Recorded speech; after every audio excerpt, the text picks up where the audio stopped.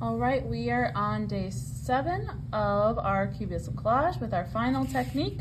So this technique is pop art. We will be looking at the artist Andy Warhol, who created a lot of varieties of pop art, which pop art just stands for popular at the time, what the interests and basic consumerism goods and trends were at the time. So with this one, you guys are going to just be using markers, and we are going to be coloring one of these spaces just using bright colors. I like to think of kind of neon. You can use any color scheme you want. Maybe you want to pick just 3 colors. You will notice that Andy Warhol often uses a limited amount of colors, but they're very bright and intense colors.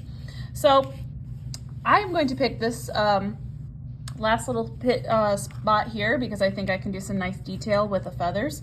So I've gone ahead and chosen like 4 colors I'm going to work with, and I'm just going to overlap those colors to try and get some interesting details.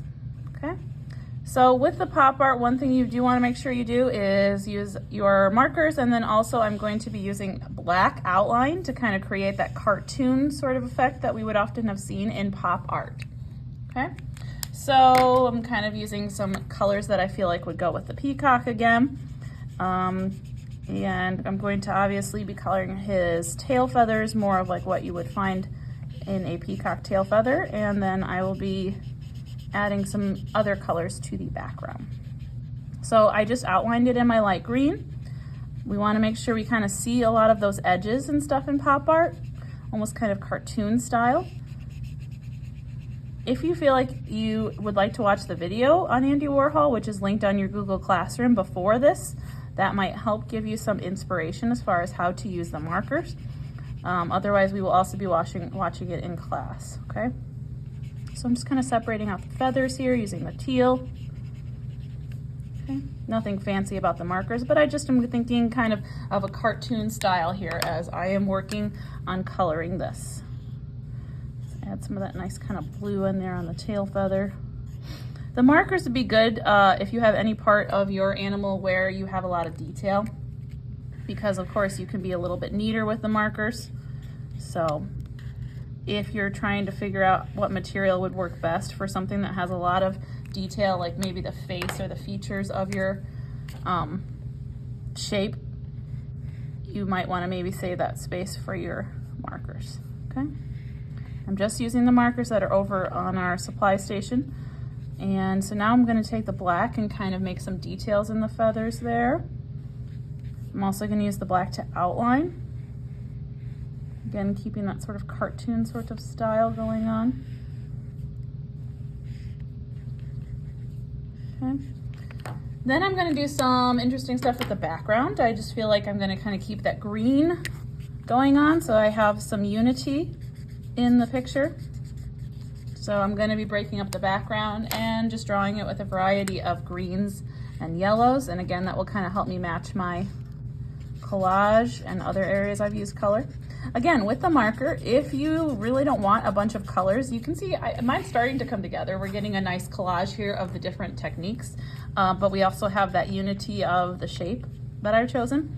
However, if you want to keep everything black and white, you could use like black markers and gray markers, you know, and kind of color in that space using black and gray markers.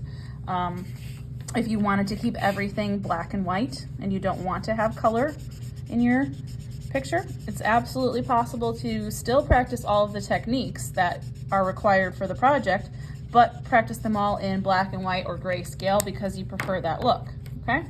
So just keep that in mind, that is another way to meet the criteria, but also do whatever you think looks best, okay? So I'm just breaking this up into shapes in the background, and I'm coloring in the shapes.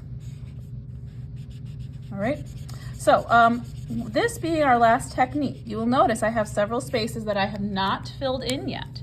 So if you have time after this, if there's still class time, you now need to finish the rest of your picture using one of these techniques you have practiced. So maybe there was a technique I really enjoyed, for example, the collage.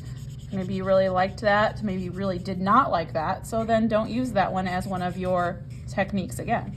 Maybe you really just liked shading in with pencil. okay? So maybe for your spaces that remain, you're just gonna shade them all in with pencil values. Maybe you really enjoyed pointillism, and you can utilize that technique again. Depending on how many spaces you have remaining, you might need to use a lot of techniques. I like to try and balance it out so that I don't have like all pencil next to each other. So if you can see, I've kind of spaced it out. So like marker is next to pencil, then I have oil pastel, then I have pointillism, so that it's just kind of a nice variety. So I would say think of that when you're doing it. So if you have pencil in one space, maybe you want to put a different technique in the other space and then go back to pencil, sort of like creating some sort of a pattern in your remaining pieces, like pencil marker, or something like that, okay?